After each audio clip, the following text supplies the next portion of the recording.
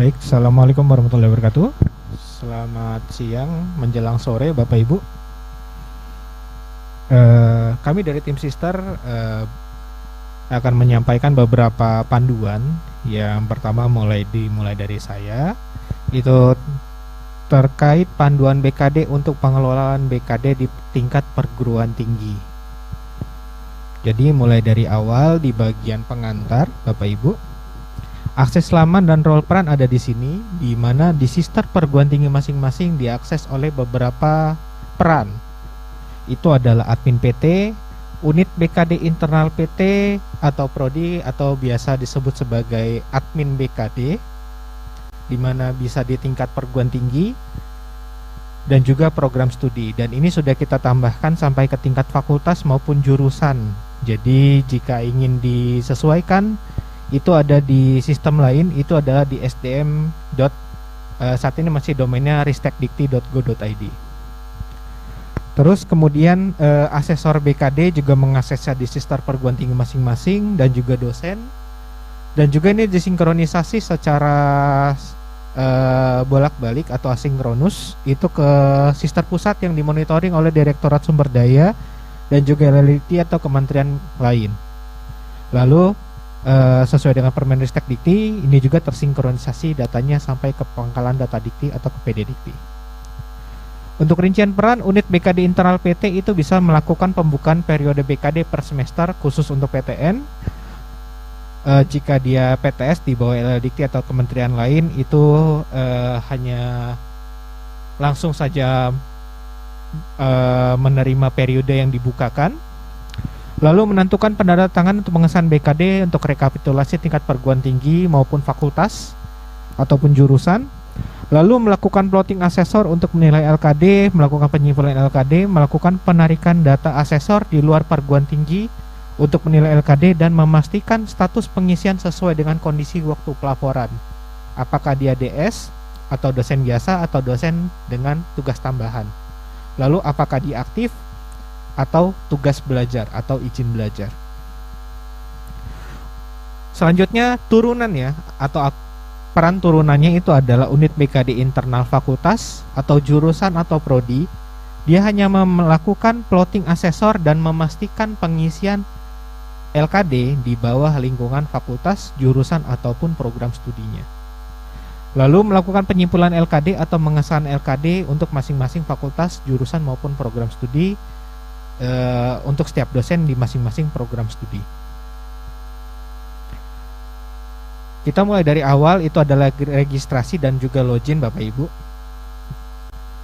Untuk melakukan pembuatan akun ataupun menambahkan peran di sebagai unit BKD internal, baik itu PT, prodi maupun jurusan,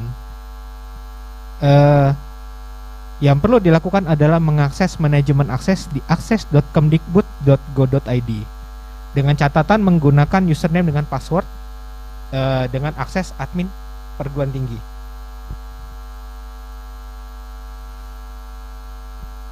Selanjutnya untuk tambah pengguna baru, di bagian pengguna itu tinggal klik tambah pengguna, lalu di situ juga ada penjelasan untuk menambahkan operator atau akun baru jika yang bersangkutan bukan sebagai dosen dan di mana dia belum memiliki akun. Silakan tambahkan pengguna baru. Mungkin saja dia adalah tendik di perguruan tinggi Bapak Ibu yang diberbantukan untuk sebagai pengelola BKD. Isikan email, di mana emailnya adalah email aktif. Kami menyarankan menggunakan email institusi, tapi jika tidak memungkinkan tidak apa-apa. Yang penting email tersebut aktif karena itu akan diberikan akses berupa sebagai username email tersebut dan juga passwordnya juga akan dikirimkan ke email tersebut.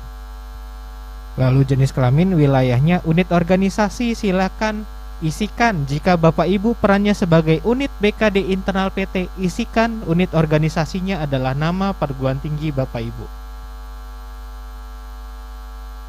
Selanjutnya, jika sebagai fakultas, isikan unit organisasinya adalah fakultasnya. Jika prodi, isikan unit organisasi adalah program studinya. Jadi berdasarkan peran yang dipilih, bukan sebagai yang bersangkutan bekerja di unit mana.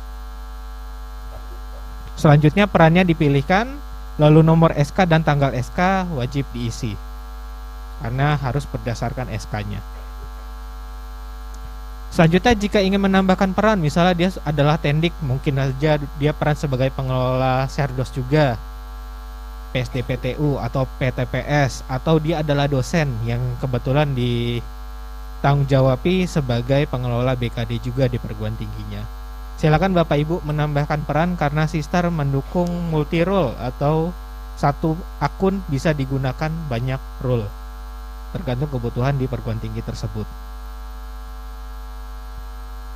Ketika sudah masuk ke Sistar perguruan tinggi masing-masing Bapak Ibu, lalu lakukan sinkronisasi dengan menggunakan akun admin PT-nya agar akun atau peran yang baru saja dibuat itu bisa turun dan bisa digunakan di Sistar perguruan tinggi masing-masing. Selanjutnya kita masuk ke pokok pembahasan utama Bapak Ibu sebagai pengelola BKD perguruan tingginya. Login ke Sistar PT dengan menggunakan akun unit BKD internal PT. Jika email tersebut Bapak Ibu lupa password, bisa gunakan fitur lupa password. Lalu di sini akan ada beberapa menu di sebelah kiri. Langsung saja ke layanan BKD di bagian periode BKD. Maka akan muncul sebelah sini daftar periode yang sudah dibuka.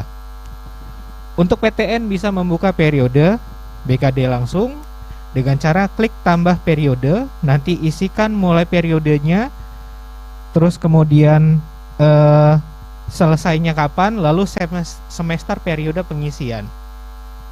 Ketika sudah, selanjutnya set periode kegiatan mulai dari kapan waktu penarikan kinerja, kapan periode pengisian, dan kapan periode penilaian. Harapannya periode penarikan kinerja itu adalah waktu yang sudah diset, di mana tidak overlapping dengan semester sebelumnya. Jadi kalau semester sebelumnya itu selesai tanggal 31 Agustus, berarti semester ini mulainya 1 September, misal seperti itu. Untuk non PTN bisa bisa melihat periode BKD yang sudah dibuka oleh LL Dikti atau dari kementerian mitranya. Selanjutnya ketika sudah periode sudah ada, sudah di-create oleh baik itu di tingkat PTN maupun LL Dikti sudah dibuat, yang perlu dilakukan adalah mengeset pejabat pengesahannya. Yang paling utama adalah siapa pejabat pengesahan di tingkat perguruan tinggi atau rektor dari perguruan tinggi tersebut. Silakan pilih di bagian pejabat pengesahan di layanan BKD, lalu di situ ada periode kegiatannya, dipilih. Kemudian di paling atas biasanya akan muncul aksinya untuk edit siapa pejabat perguruan tingginya. Silakan isikan jabatan pengesahannya, apakah sebagai rektor ataukah sebagai direktur. Lalu nama pengesahannya siapa dan juga NIP, nomor induk pegawainya. Begitu sudah, begitu diklik simpan, maka sistem akan membaca siapa saja dosen-dosen yang berhak untuk melakukan pengisian LKD pada saat itu. Begitu sudah sampai selesai, Bapak Ibu jika muncul juga pejabat pengesahan untuk fakultas atau jurusan, silakan lengkapi saja. Kalau misalnya tidak ada muncul, bisa langsung ke selanjutnya. Kita akan monitoring peserta BKD di bagian peserta BKD. Di situ akan ada beberapa macam tombol dan juga tampilannya seperti ini di sebelah kanan. Lalu ada pada manajemen BKD perguruan tinggi, pada peserta BKD ada namanya rekap pengisian BKD. Ini digunakan untuk melihat rekap pengisian mulai dari sebelum dilakukan penilaian sampai sudah dilakukan penilaian. Ini rekapitulasi digunakan untuk manajemen, termasuk kapan dia melakukan pengisian dan juga kapan dia melakukan simpan permanen. Selanjutnya ada juga rekap penugasan asesor. Di sini untuk menampilkan siapa saja asesor yang ditugasi dan dia menilai sebagai asesor 1 dan asesor kedua. Juga rekapitulasi yang mana dia belum melakukan penilaian, yang sudah melakukan penilaian, dan berapakah penugasan yang dia terima.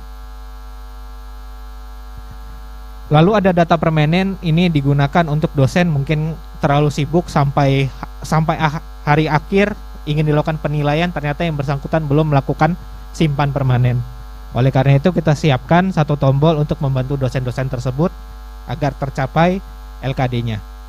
Mungkin saja dia sudah mengisi tapi karena terlalu sibuk sehingga lupa untuk melakukan simpan permanen yang berakibat tidak terkirim ke asesor. Lalu alih status dosen pengisi LKD, kita mendapatkan masukan beberapa dari perguruan tinggi. Salah satu perguruan tinggi itu memberikan masukan kami untuk status itu tidak bisa sembarangan diubah. Oleh karena itu kita pindahkan status ini di bagian manajemen BKD atau pengelola BKD. Ini untuk melakukan perubahan misalnya dari aktif ke tugas belajar maupun dari tugas belajar ke aktif atau ke izin belajar dan lain sebagainya. Jadi ini diberlakukan hanya melalui unit BKD internal PT dengan catatan dosen yang bersangkutan sudah dilakukan perubahan status oleh admin PT terlebih dahulu melalui perubahan data dosen. Selanjutnya kita ada status pengisian LKD, Bapak Ibu. Di masing-masing prodi akan ada 3 tombol berwarna biru, kuning, dan juga hijau. Mulai dari yang berwarna biru itu adalah untuk melihat status pengisian LKD yang ada pada masing-masing program studi. Di situ akan tampil status pengisian dan status penilaian. Di mana status pengisian jika berwarna merah berarti dosen tersebut belum pernah membuka BKD-nya sama sekali. Jika berwarna kuning, dosen yang tersebut sudah melakukan klaim, sudah terklaim secara otomatis oleh sisternya, sedang proses pengisian. Sedangkan berwarna hijau berarti dosen tersebut sudah melakukan simpan permanen. Dan ketika dia berwarna kuning dan hijau, unit BKD internal bisa melakukan pengecekan pengisian LKD dosennya, walaupun tidak sampai bisa melihat dokumen yang dikirimkan. Begitupun juga untuk pembagian asesor, Bapak Ibu, di masing-masing program studi tombolnya berwarna kuning yang ada di tengah ini bisa dipilihkan asesor, baik itu asesor internal maupun asesor eksternal. Selanjutnya yang berwarna hijau ada monitoring dan pengesahan. Ini ada untuk bagian monitoring. Jika kedua asesor sudah melakukan penilaian dan sudah disimpan atau disahkan penilaian, maka tombol sahkan pengisian akan muncul di masing-masing program studi. Jika dia adalah asesor eksternal, Bapak Ibu bisa lihat di bagian penugasan asesor eksternal berupa token dan juga URL dan waktu expirednya kapan. Untuk daftar asesor, Bapak Ibu di bagian layanan BKD daftar asesor bisa dilihat di situ dan Bapak Ibu bisa terima juga dalam bentuk rekapan Excel. Bisa di-download secara mandiri. Jika ingin menambahkan asesor eksternal dengan catatan satu, akses unit BKD internal PT itu statusnya adalah aktif karena akan ada sinkronisasi parsial. Ketika Bapak Ibu melakukan tambah asesor eksternal sampai di bagian perguruan tinggi, silakan Bapak Ibu isikan nama perguruan tinggi dengan catatan keywordnya hanya 1 huruf saja. Misalnya Universitas Gadjah Mada, isikan Gajah atau Mada, nanti cari saja di situ. Karena kami menggunakan layanan dari PD Dikti di mana dia tidak mendukung multi kata, dia hanya mendukung 1 kata. Begitu sudah, nanti masuk ke pencarian dosen, begitupun juga pada bagian dosen lakukan pencariannya. Selanjutnya setelah penugasan asesor eksternal, kita ke bagian akhir di rekapitulasi BKD. Di bagian peserta BKD itu di atas ada tombol, itu di bagian rekapitulasi, tinggal diklik, maka akan muncul di sini cetak rekap BKD full. Seperti itu Bapak Ibu. Jadi nanti tinggal diklik, lalu dilakukan penguploadan, maka akan masuk ke dalam rekapitulasi menandakan bahwa BKD sudah selesai pada periode semester tersebut di perguruan tinggi tersebut. Dengan catatan, ketika sudah cetak BKD, mohon ditandatangani secara basah. Saat ini masih tanda tangan basah oleh pimpinan perguruan tinggi. lalu dilakukan penguploadan file tersebut. Lalu ketika sudah diupload, sudah berhasil, dicek kembali dokumennya bisa dibuka atau tidak, baru dilakukan sinkronisasi. Itu saja Bapak Ibu yang bisa saya sampaikan. Terima kasih.